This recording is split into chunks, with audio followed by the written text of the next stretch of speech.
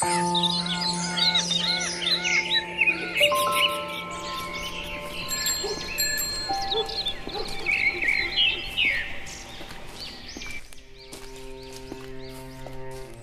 भगवान, हे भगवान, हे भगवान, ये कैसा जीवन मुझे दिया है आपने।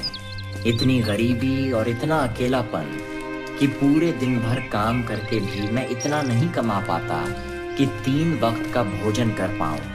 ऊपर से मेरी गरीबी देखकर तो कोई बाप अपनी लड़की मेरे हाथ में ना दे। अरे क्यों देगा कोई, इतनी गरीबी है।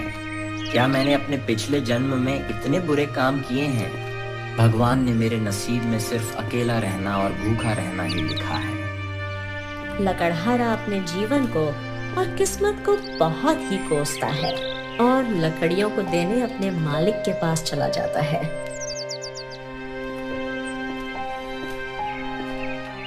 क्या बात है लकड़हारे, मुझे तुझसे यही उम्मीद थी। वैसे तो तू किसी काम का है नहीं, ऊपर से गरीब और फटीचर है। तुझे कोई काम पर रखना तो चाहता नहीं है, पर हाँ, तू ये लकड़ियां लाने का काम तो बखूबी करता है। मेरे उम्मीद से भी अच्छा काम करता है, इसीलिए आज मैं काफी खुश हूँ। ये ले 5 तांबे के सिक्के रख और दफा हो जा यहाँ से। और हाँ, कल लकड़ियां चाहिए, मुझे समय पर दे जाना। ठीक है, चल जा। जी मालिक। अरे भाई, ये क्या उसने इतनी मेहनत की, जंगल जाकर लकड़ियां लेकर आया और तूने उसे सिर्फ 5 तांबे के सिक्के दे दिए हैं। अरे यह तो बहुत कम है, इससे तो उसका दिन भर का गुजारा भी मुश्किल से होता होगा। अरे क्या है ना कि वह थोड़ा मूर्ख किस्म का आदमी है। उसे पता ही नहीं है कि किस काम के कितने पैसे मिलते हैं और कितने नहीं। और दुनिया का नियम है, भैया मूर्ख और कमजोरों को तो शुरू से ही दबाया जाता है। और फिर मैं अपना फायदा देखूं कि इन जैसे मूर्खों का। अरे वो सब तो ठीक है कि तूने इसे ठग लिया क्योंकि ये मूर्ख है, लेकिन क्या इसके परिवार वाले भी मूर्ख हैं जो कुछ नहीं कहते इसे? अरे कैसे कहेंगे, जब कोई परिवार होगा तब तो कहेगा ना। अरे बचपन में ही इसके माँ बाप चल बसे थे और गरीबी के कारण इसकी शादी नहीं हो पा रही। अब ये बेचारा करे भी तो करे क्या। बचपन में मैंने ही इसे सहारा दिया था और बचपन से ही यह मेरे लिए काम करता आ रहा है। इसे दुनियादारी के बारे में कुछ नहीं पता है। तू ना बहुत घटिया इंसान है यार। मतलब इतने साल से ये तेरे लिए इतने कम पैसों में काम कर रहा है। इससे ज्यादा तो भिखारी कमा लेते हैं एक जगह पर बैठे बैठे। लकड़हारा उन 5 तांबे के सिक्कों को देखता है और उसकी आंखों में आंसू आ जाते हैं। 5 तांबे के सिक्के। कितने दिनों के बाद मालिक ने मुझे पूरे 5 तांबे के सिक्के दिए, वरना तो रोज मुझे 3 तांबे के सिक्के से ही काम चलाना पड़ता है। हाँ, ऐसे ही मेहनत करूंगा तो मुझे पूरा विश्वास है कि मालिक एक दिन मेरी तनख्वाह जरूर बढ़ा देंगे, 5 या 6 सिक्के कर देंगे। हाँ, क्या पता 8 सिक्के भी कर दें। अरे नहीं नहीं, मुझे इतने भी बड़े बड़े सपने नहीं देखने चाहिए। जो मिलता है उसी में खुश रहना चाहिए। कल मैं और अंदर तक जाऊंगा और अच्छी से अच्छी लकड़ियां काट के लाऊंगा। अंदर जानवरों और सांपों का थोड़ा खतरा तो है, पर अगर तरक्की करनी है और ऐसे घटिया जीवन नहीं जीना है तो ये जोखिम तो उठाना ही पड़ेगा। हाँ। अगले दिन वो सुबह जल्दी उठता है और सबसे पहले मंदिर जाता है। ओम नमः शिवाय। हे भगवान, मैं आपकी रोज पूजा करता हूँ, रोज आपके सामने अपनी समस्या लेकर आता हूँ। कभी तो मेरी बात सुन लिया करो ना भगवान, क्योंकि मुझे ज्यादा कुछ नहीं चाहिए। बस इतना ही तो कह रहा हूं ना। मेरी तनख्वाह बढ़ा दीजिए और एक अच्छी सी जीवन संगनी दिला दीजिए। बस फिर मैं आपसे कुछ नहीं मांगूंगा। पक्का पक्का वादा है मेरा। बस मेरी यह विनती सुन लीजिए भगवान। अरे बेटा, आज तुम जल्दी आ गए, क्या बात है? कुछ खास है क्या? ये लो प्रसाद लो और फिर बताओ क्या बात है। जी प्रसाद के लिए धन्यवाद पंडित जी। आज ना मैंने सोचा है कि मैं जंगल के काफी अंदर जाऊंगा लकड़ियां लेने के लिए, क्योंकि जंगल के अंदर ना थोड़े अच्छे किस्म की लकड़ियां मिलती हैं पंडित जी। अगर मैं उन लकड़ियों को काट कर लाऊंगा तो मालिक खुश हो जाएंगे। क्या पता वो मेरी तनख्वाह बढ़ा दें। अरे तनख्वाह ना भी बढ़ाए तो कम से कम इनाम तो दे ही देंगे ना, अच्छी लकड़ियां देखकर। जंगल के अंदर? नहीं नहीं बेटा, जंगल के अंदर मत जाओ, वहां खतरा है। जंगली जानवर और जहरीले सांपों से भरा है वो। अगर तुम जिंदा ही नहीं लौटोगे तो फिर पैसों का क्या करोगे? परंतु पंडित जी, मैं आखिर जिंदा रहकर भी क्या करूंगा? ऐसी जिंदगी से तो अच्छा है कि मैं मर ही जाऊं। मैंने पहले भी जंगल के अंदर जाने की सोची थी, पर कभी हिम्मत नहीं हुई।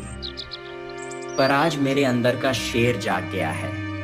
मैंने फैसला कर लिया है, या तो मैं अच्छी जिंदगी जीऊंगा या मैं जीऊंगा ही नहीं। और मैं ऐसी जिंदगी नहीं जी सकता पंडित जी। मैं परेशान हो गया हूं, सही बता रहा हूं। अब या तो भगवान को मेरी सुननी पड़ेगी या मैं खुद ही भगवान के पास चला जाऊंगा। हाँ, मुझे पता है बेटा कि तुमने अपने जीवन में बहुत दुख देखे हैं। अगर तुम्हारी जगह कोई होता तो उसने अब तक तो हार मान ली होती। पर बेटा, अगर तू जंगल के अंदर जा ही रहा है तो एक बार मां के मंदिर जाकर जरूर आना। मैंने सुना है कि जंगल के अंदर मां का एक मंदिर है। लोग कहते हैं कि जिसने भी मां के दर्शन किए वह कभी खाली हाथ नहीं लौटा। उसकी इच्छा अवश्य पूरी होती है। इसलिए सिर्फ एक बार उस मंदिर के अंदर जाना और सच्चे दिल से अपनी इच्छा मांगना। तुम्हारी इच्छा भी जरूर पूरी होगी, देख लेना बेटा। जी पंडित जी, जैसा आप कहें, मैं मंदिर के अंदर भी जरूर जाऊंगा।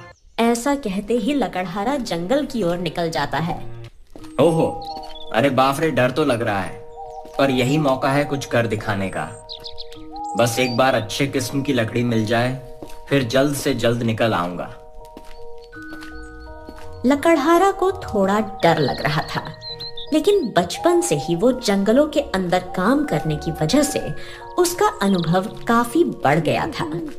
इसीलिए जंगल के अंदर जाने में उसे उतनी दिक्कत नहीं हो रही थी। वो इस बात का काफी ध्यान रख रहा था कि कहीं कोई जंगली जानवर ना देख ले। जंगल के अंदर चलते चलते उसे अचानक से ही माँ का मंदिर मिल जाता है, जो पूरी तरह से वीरान पड़ा था। अरे बाप रे बाप, ये क्या? यह माँ का मंदिर तो पूरा खंडहर लग रहा है। और यहाँ इतनी सारी ये जाली क्यों लटक रही है? ओ, लगता है कि इन जंगली जानवरों और जहरीले सांपों की वजह से यहाँ कोई आता जाता नहीं है। मुझे माँ का आशीर्वाद लेने से पहले मंदिर को साफ कर देना चाहिए। क्या पता खुश होकर माँ मेरी मनोकामना सच में पूरी कर दे। उसके बाद लकड़हारा माँ के मंदिर को साफ करने लग गया। जय माता दी। हे माता, आपको तो मेरे बारे में सब कुछ पहले से ही पता होगा, फिर भी मैं आपको बता देता हूँ। मैं बहुत ही गरीब हूँ। इतनी मेहनत करने के बाद भी मुझे 2 समय का खाना भी ठीक से नहीं मिलता। कभी कभी तो मुझे भूखा ही रहना पड़ता है। मेरी गरीबी के कारण मेरी शादी नहीं हुई और अब तो मुझे कोई उम्मीद भी नहीं है। धीरे धीरे मेरी जीने की इच्छा भी खत्म होती जा रही है। अब आप ही मेरी मदद कीजिए माँ। आप ही मेरी आखिरी उम्मीद है। मुझे पूरी उम्मीद है कि जब मैं यहाँ से अच्छी किस्म की लकड़ियाँ लेकर जाऊँगा तो मुझे इसकी अच्छी कीमत मिलेगी, और फिर मैं रोज़ यहाँ लकड़ियाँ लेने आया करूँगा, ताकि मैं अपनी गरीबी से थोड़ा बाहर आ सकूँ और जब मैं लकड़ियां लेने आऊंगा ना माँ, तो मैं आपके मंदिर भी जरूर आऊंगा और रोज यहाँ की सफाई भी करूंगा और आपकी पूजा भी करूंगा। बस आप ना मेरे ऊपर अपना आशीर्वाद बनाए रखना माँ। जय माता दी। ऐसा कहते ही लकड़हारा मंदिर से निकलने के बाद लकड़ियां काटने लगा, और जब उसका लकड़ी काटने का काम पूरा हुआ तो वो अपने मालिक के पास पहुंचा। वहां पर 2-3 लोग खड़े थे और वह भी लकड़ी के व्यापारी थे। मालिक, मैं जंगल के आज ना बहुत अंदर तक गया और आपके लिए उच्च किस्म की लकड़ियां लेकर आया हूं। तो मालिक, क्या आप इसके लिए मुझे ज्यादा सिक्के दे सकते हैं ना? अरे वाह वाह, क्या बात है, तुमने तो भाई कमाल कर दिया। लकड़हारे जंगल के अंदर तो बड़े से बड़ा लकड़हारा भी जाने से डरता है, पर तुमने तो आज मेरा दिल खुश कर दिया। और इसीलिए मैं तुम्हें पूरे 3 नहीं, 4 नहीं, 5 नहीं, बल्कि पूरे 8 तांबे के सिक्के दूंगा। 8 तांबे के सिक्के? क्या आप सच कह रहे हैं मालिक? क्या आप सच में मुझे इतने सारे पैसे देंगे? मुझे तो विश्वास नहीं हो रहा। आपका बहुत बहुत धन्यवाद मालिक। मैं आपको रोज जंगल के अंदर से ऐसी और लकड़ियां लाकर दूंगा। आप उसके भी 8 तांबे के सिक्के देंगे ना मालिक? अरे हाँ, लकड़हारे क्यों नहीं। अरे तू भी क्या याद करेगा कि किस दिलदार मालिक से तेरा पाला पड़ा। उन दोनों की बात सुनते ही वहां खड़े सारे लोग हंसने लगे और मजाक उड़ाने लगे। मालिक, ये सब लोग हंस क्यों रहे हैं? अरे तुम इन सब बातों पर ध्यान मत दो। देखो लकड़हारे, ये सब थोड़े पागल किस्म के लोग हैं, सबका मजाक उड़ाते रहते हैं। तुम बस अपना काम करो और रोज जंगल से मुझे अच्छे किस्म की लकड़ियां लाकर दे दो। फिर देखना, एक दिन तुम भी बहुत पैसे कमाने लगोगे। जी मालिक, जैसा आप कहें, मैं रोज आपके लिए लकड़ियां लाता रहूंगा। आपके इस उपकार के लिए धन्यवाद मालिक। लकड़हारा वहां से जाने लगा। तभी रास्ते में उसे एक व्यापारी मिलने आता है। ए भैया, सुनो सुनो, ये बताओ, क्या तुमने अभी अभी जो लकड़ियां बेची हैं वो सिर्फ 8 तांबे में बेच दी? क्या वो सच में तुम जंगल के अंदर से लाए थे? जी हाँ, पर क्यों, मैंने कुछ गलत कर दिया क्या? अरे गलत क्या कहूँ मैं, तुमने कितनी बड़ी गलती की है तुम्हें पता भी है? अरे तुम सोच भी नहीं सकते, इतनी बड़ी गलती कर दी है तुमने। क्या? मुझे नहीं पता था कि जंगल के अंदर की लकड़ियों को लाने की सख्त मना है। मुझे किसी ने बताया नहीं। देखिए, कृपया मुझे माफ कर दीजिए। मैं सच में आगे से ऐसी गलती कभी नहीं करूंगा। अरे अपने सपने में भी नहीं करूंगा। माफ कर दीजिए। अरे बेवकूफ, गधे, जंगल की लकड़ियां काटने के लिए मैं नहीं डांट रहा हूँ। तुमने जो इन कीमती लकड़ियों को मात्र 8 तांबे के सिक्के में बेच दिया, उसके लिए डांट रहा हूँ। एक बात बताओ, तुम मामूली लकड़ियां काट कर लाते हो तो उन्हें कितने कीमत में बेचते हो, बताओ? जी, 3 तांबे के सिक्कों में, और कभी कभी मालिक खुश होते हैं तो मुझे 5 तांबे के सिक्के दे देते हैं। अरे भगवान, निहायती बेवकूफ इंसान हो। पता नहीं कैसे लकड़हारे हो। तुम्हें पता नहीं कि इन लकड़ियों की क्या कीमत चल रही है बाजार में? अरे मामूली लकड़ियों की कीमत 2 चांदी के सिक्के हैं। 2 चांदी के सिक्के? नहीं नहीं नहीं, आप मजाक कर रहे हो ना। यहाँ मालिक मुझे 10 तांबे के सिक्के भी नहीं देते हैं, और आप कह रहे हैं कि 2 चांदी के सिक्के यानी 200 तांबे के सिक्के। अरे हाँ गधे, और तुम्हें यह जानकर बड़ा अफसोस होगा कि जो कीमती लकड़ियों को तुमने 8 तांबे के सिक्कों में बेचा है, ना उसकी कीमत 8 तांबे के सिक्के नहीं बल्कि 8 चांदी के सिक्के हैं। और अगर तुमने जंगल के और अंदर जाकर झील के उस पार की लकड़ियां लाई तो उनकी कीमत 2 या 3 सोने के सिक्के हो सकती हैं। समझे? लकड़हारा यह सब सुनकर बेहोश हो गया। व्यापारी उसे अपने घर ले आया। कुछ देर बाद लकड़हारा होश में आता है। ए भाई, सुनो, तुम ठीक तो हो ना लकड़हारे? अरे भाई, अचानक से बेहोश क्यों हो गए? हाँ, आपकी बातें सुनकर तो मुझे यकीन नहीं हो रहा कि मालिक ने मेरे साथ ऐसा किया। जब मेरे माता पिता मुझे छोड़कर भगवान के पास चले गए, तब मालिक ने ही मुझे सहारा दिया था। अगर वह नहीं होते तो शायद मैं कभी लकड़हारा नहीं बनता और कहीं बैठकर यहां वहां भीख मांग रहा होता या मर चुका होता। मुझे उन पर खुद से भी ज्यादा भरोसा था। उनके सिवा और मेरा था ही कौन। लेकिन उन्होंने भी मेरा फायदा उठाया, मेरा भरोसा तोड़ा। मुझे तुम्हारे लिए कहूं तो दिल से बुरा लग रहा है। मैं समझ सकता हूं कि तुमने अपने जीवन में कितनी तकलीफें सही होंगी। अरे, पर मुझे समझ में नहीं आ रहा कि आपने मुझे यह सब बताया क्यों। मेरा मतलब है कि आप भी चाहते तो उनकी तरह मेरा इस्तेमाल कर सकते थे। थोड़े से ज्यादा सिक्के देकर आप काम करवा सकते थे। तो फिर आपने ऐसा क्यों किया? मुझे क्यों बताया? देख बेटा, अगर कुछ लोग ठग या बुरे हो तो इसका मतलब यह नहीं होता है कि सब वैसे ही हो। मैं एक ईमानदार व्यापारी हूँ। मैं कभी भी किसी को ज्यादा रकम नहीं देता, लेकिन कम भी नहीं देता। समझे? अब देखो, जो हो गया सो हो गया। तो क्या अब तुम मेरे लिए काम करना चाहोगे? मैं तुम्हें लकड़ियों के सही दाम दूंगा और तुम बहुत ही जल्द अपनी गरीबी से बाहर हो जाओगे। अब तुम्हें यह घिसी पिटी जिंदगी जीने की कोई जरूरत नहीं है। बताओ, क्या कहते हो तुम? काम करोगे मेरे लिए? अरे हाँ जी, क्यों नहीं। मैं आप लोगों के साथ काम करने से भला कैसे मना कर सकता हूँ। आपने मुझे सही राह दिखाई है। पर देखिए, चांदी के 8 सिक्के तक तो ठीक था, परंतु 2 या 3 सोने के सिक्के, वो भी केवल लकड़ियों के लिए, यह कुछ ज्यादा नहीं हो गया? बिल्कुल भी नहीं, क्योंकि इन लकड़ियों का इस्तेमाल केवल और केवल राजमहल के लोग और कुछ गिने चुने अमीर लोग ही करते हैं। क्योंकि यह कोई आम लकड़ियां नहीं होती हैं। यह बहुत ही खास और गुणवत्ता वाली लकड़ियां होती हैं, और यह लकड़ियां मिलना उतना ही कठिन है जितना रेगिस्तान में पानी मिलना। क्योंकि यह लकड़ियां उस खतरनाक जंगल के अंदर पाई जाती हैं।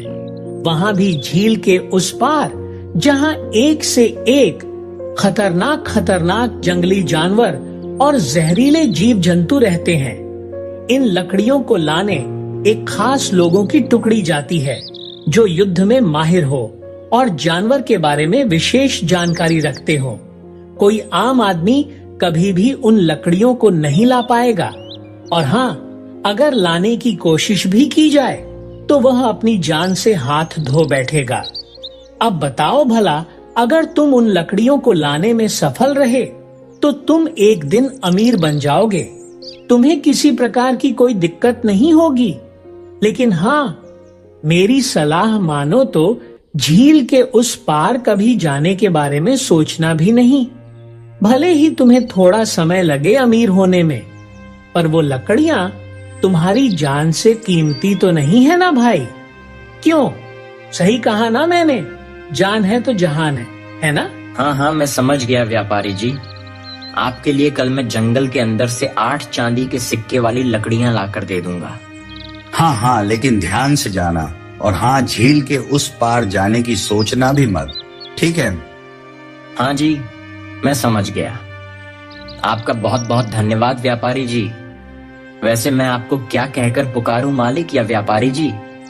तुम मुझे व्यापारी जी कहकर पुकारो, क्योंकि तुम मेरे गुलाम नहीं हो, तुम आजाद हो। तुम भी एक व्यापारी हो जो अपना सामान किसी को बेचता है मेरी तरह, समझे? और हाँ, आज तुम मेरे ही घर पर रुक जाओ, कल चले जाना। मेरी पत्नी काफी अच्छा भोजन बनाती है। अरे, एक बार खाकर तो देखो, तुम्हें जरूर पसंद आएगा। हाँ। पर व्यापारी जी। अरे, पर वर और पर कुछ नहीं, मैंने कह दिया तो कह दिया। तुम आज यहीं से भोजन करके जाओगे, बस बात खत्म। ठीक है, अब ज्यादा बातें नहीं। अरे भाई, तुम मेरे मेहमान हो और अपने मेहमान की खातिरदारी के बिना कहीं हम जाने नहीं देते हैं, उसे समझे? काश आप मुझे पहले मिल चुके होते तो कितना अच्छा होता। आप कितने अच्छे हैं। मुझे बहुत खुशी हुई कि आप जैसे सच्चे और अच्छे लोग अब भी मौजूद हैं। मैं बहुत खुश हूँ। अगर आप सबका हो चुका हो तो खाना खा लीजिए, वरना आप सब की बातें तो चलती रहेंगी, लेकिन उस चक्कर में खाना ठंडा हो जाएगा। अरे हाँ हाँ भाग्यवान, हम अभी आते हैं भोजन करने। अरे तुम खाना तो परोसो। देखना, तुम्हारे खाना परोसने से पहले ही हम आसन में विराजमान हो जाएंगे। हाँ ठीक है, अभी परोसती हूँ। अब चलो भाई, लकड़हारे हाथ धो लो, वरना मेरी बीवी हम दोनों को धो डालेगी। अब लकड़हारा जंगल जाने के लिए अनुमति लेता है। हाँ तो ठीक है व्यापारी जी, अब मैं चलता हूँ और आज शाम तक आपको लकड़ियां काट कर देता हूँ। हाँ ठीक है, पर अपना ध्यान रखना और ज्यादा लालच में आके जोखिम मत उठाना, ठीक है? ठीक है व्यापारी जी, अब मैं चलता हूँ। ऐसा कहते ही लकड़हारा जंगल के अंदर चला जाता है और सबसे पहले माँ के मंदिर जाता है। जय माता दी। माँ देखो, मैं आ गया और मुझे यकीन नहीं हो रहा कि मेरी जिंदगी बदल गई है। मुझे पता है यह सब आपकी ही कृपा से हुआ है। मुझे तो लगा था कि यह सब एक अफवाह होगी, लेकिन यहाँ तो जो भी आता है उसकी मनोकामना सच में पूरी हो जाती है। आप धन्य हैं माँ, धन्य हैं। मैं आज तो आपके लिए कुछ लेकर नहीं आ पाया, परंतु हाँ, लकड़ियां काटने के बाद मुझे जो पैसे मिलेंगे ना, तब मैं आपके लिए जरूर कुछ खरीद कर लाऊंगा। आज के लिए आप मेरी भक्ति और मेरी पूजा से ही काम चला लीजिए। चलिए, जय माता दी। ऐसा कहते ही लकड़हारा लकड़ियां काटने लगता है और लकड़ियां इकट्ठा करने लगता है, पर उसका मन बार बार झील के उस पार जाने का करता है। अरे ये क्या हो रहा है? मेरा मन बार बार झील के उस पार जाने के लिए क्यों कर रहा है? कहाँ मुझे मात्र 3 या 5 तांबे के सिक्के मिलते थे और कहाँ अब मुझे पूरे 8 चांदी के सिक्के मिलने वाले हैं। मुझे तो इसी खुशी में खुश रहना चाहिए। मैं कहाँ लालच में आ रहा हूँ? नहीं नहीं, लालची तो मैं पहले नहीं था। मुझे अब भी लालच नहीं करना चाहिए। लेकिन क्या इतने पैसों की बात सुनकर मेरे मन में लालच जाग गया है क्या? ओह हो, मुझे खुद को संभालना चाहिए। लेकिन मैंने माँ से तो कहा है कि मैं माँ के लिए कल कुछ खरीद के लाऊंगा। अगर मैं झील के उस पार गया और बचा ही नहीं, तो माँ के लिए क्या कुछ ला पाऊंगा? हाँ, इतनी मुश्किल से अब मेरी किस्मत बदली है। मैं ज्यादा लालच के चक्कर में यह जीवन गवा नहीं सकता। नहीं भाई नहीं। लकड़हारा ने कैसे भी करके अपने मन को शांत किया और लकड़ियां लेकर व्यापारी के पास गया। हाँ, ये लीजिए व्यापारी जी, आपकी लकड़ी मैं ले आया। अरे लकड़हारे तुम, मैं अभी तुम्हारी ही बात कर रहा था। मेरी बात कर रहे थे? मैं कुछ समझा नहीं। अरे हाँ, वो क्या है ना कि मुझे तुम्हारी चिंता हो रही थी। अब देखो, तुम इतने गरीब हो और अचानक से तुम्हें पता चलता है कि तुम लकड़ियां बेचकर भी अमीर बन सकते हो, तो तुम कहीं इस लालच में झील के उस पार ना चले जाओ। बस यही सोचकर मैं चिंता कर रहा था। आप तो सच में कितने अच्छे हैं। आप तो मुझसे कल ही मिले हैं, पर आप मुझे अपने परिवार की तरह ही चिंता कर रहे हैं, जैसे कि मैं आपका कोई अपना हूँ। अरे और नहीं तो क्या, अपने नहीं हो तो अपने बन जाओगे। अपना बन जाऊंगा? मैं कुछ समझा नहीं व्यापारी जी। अरे हाँ, देखो मेरी भतीजी है, मैं उसके लिए रिश्ता खोज रहा हूँ और तुम उसके लिए एकदम योग्य लड़के हो। देखो, मैं मानता हूं तुम थोड़े बेवकूफ हो, लेकिन दिल के बहुत अच्छे हो और तुम्हारा व्यवहार भी काफी अच्छा है। तुम मेरी भतीजी का पूरा ध्यान रखोगे, मुझे पूरा यकीन है। और अब तो तुम मोटा पैसा भी कमाने लग गए हो। इन पैसों से तुम कुछ ही दिनों में एक घर खरीद पाओगे और आराम की जिंदगी जी पाओगे। हाँ हाँ, ये आप कैसी बातें कर रहे हैं व्यापारी जी? मुझे नहीं लगता कि मैं इस रिश्ते के लायक हूँ। अरे तुम हो, और वैसे भी तुमने भगवान से शिकायत की थी कि तुम्हारी शादी नहीं हो रही, तो अब क्यों मना कर रहे हो? देखो लड़के, तुम्हें आगे चलकर तो किसी ना किसी से शादी करनी ही है, तो मेरी भतीजी से कर लो। वो दिखने में भी काफी सुंदर है और खाना बनाने की बात तो पूछो ही मत। ओए होए होए, इतना स्वादिष्ट बनाती है, इतना कि तुम रोक नहीं पाओगे अपने आप को। हाँ, ये बिल्कुल सही कह रहे हैं। मुझे आप एकदम सही वर लगते हो। अच्छा, अगर आप सब बोल रहे हैं तो ठीक है, मैं राजी हूँ। बताइए कब करनी है शादी? अरे इतनी भी क्या जल्दी है?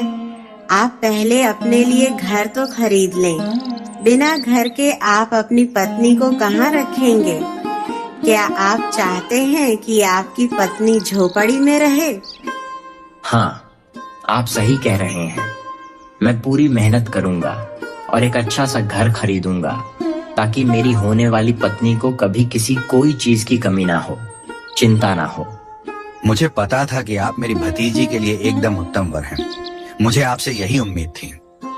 अरे आइए आइए, हम रिश्तेदार बनने वाले हैं, गले लगिए, आइए।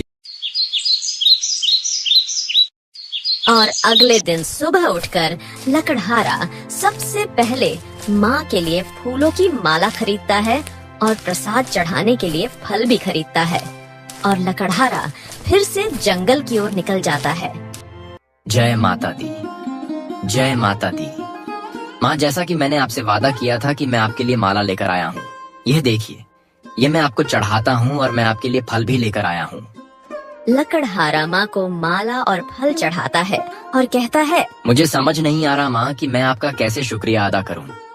जब से आपके इस मंदिर में आया हूँ ना, हाँ, मेरी तो किस्मत ही बदल गई है माँ। अब बहुत ही जल्दी मेरी शादी होने वाली है और मेरी सारी मनोकामना पूरी हो जाएगी। पर मैं चाहता हूँ कि सिर्फ मेरी ही इच्छा पूरी ना हो, बल्कि मेरी पत्नी की भी हर इच्छा पूरी हो। और उसके लिए मैं हर वो काम करूंगा जिससे मेरी पत्नी एक रानी की जिंदगी जी सके, मुझे कितना भी खतरा क्यों ना उठाना पड़े। इसीलिए माँ, मैंने तय किया है कि मैं झील के उस पार जाना चाहता हूँ ताकि जल्द से जल्द अमीर बन सकूं और अपनी पत्नी का ध्यान रख सकूं। ऐसा कहते ही वो झील के उस पार चला गया। रात हो गई, लेकिन लकड़हारा व्यापारी को लकड़ी देने अभी तक नहीं आया। अरे लकड़हारे ने आज तक कभी लकड़ी देने में देर नहीं की, फिर आज इतनी देर कैसे हो गई? कहीं वो शुभ शुभ कहिए, ऐसा नहीं हो सकता। मुझे लगता है कि आज वो लकड़ी लाने गए ही नहीं होंगे। आप हिम्मत रखिए। काफी रात हो जाती है, पर लकड़हारा वापस नहीं आता। उन्हें लगता है कि शायद वो आज लकड़ी लाने नहीं गया होगा। फिर सुबह हो जाती है। व्यापारी लकड़हारा की झोपड़ी पर जाता है, लेकिन उसे लकड़हारा नहीं मिलता। अब उनका शक यकीन में बदलने लगा। ओ हो, ये मेरी ही गलती थी। ये मैंने क्या कर क्या दिया? मुझे बताना ही नहीं चाहिए था झील के उस पार की लकड़ियों के बारे में। हे भगवान, ये मैंने क्या कर दिया? व्यापारी घर वापस आता है और अपनी पत्नी को सारी बात बताता है। वो सब चिंता में पड़ गए। अब रात हो चली है। अब उन्हें विश्वास हो चुका है कि अब वो लकड़हारा जिंदा नहीं है। तभी अचानक से एक आदमी दूर से चला आ रहा था और काफी घायल लग रहा था। उसे काफी चोटें भी आई थी। जब वो नजदीक गए तो पता चला कि वही लकड़हारा है। जैसा मैंने सोचा था, तुम सच में एक निहायत ही बेवकूफ हो। अरे मैंने तुम्हें मना किया था ना, तो तुम क्यों गए? झील के उस पार हैं। दिमाग खराब है क्या तुम्हारा? देखिए, मैंने यह सब अपनी होने वाली पत्नी के लिए किया। मैंने बस अपना फर्ज निभाया और कुछ नहीं। लकड़हारा के ऐसे कहते ही वह बेहोश हो गया। व्यापारी उसे वैद्य के पास ले गया। अच्छा है, इसे कोई गहरी चोट नहीं लगी। यह बहुत ही भाग्यशाली है कि झील के उस पार जाकर भी बच गया, वह भी अकेले जाकर बच गया। हाँ, भले ही लकड़हारा मरते मरते बचा हो, लेकिन उसने इतनी लकड़ियां पाली कि अब उसने पूरे 5 सोने के सिक्के कमा लिए थे। और अगले ही दिन एक आलीशान घर खरीद लिया था और अब वो खुशी से अपना जीवन जीने लगा।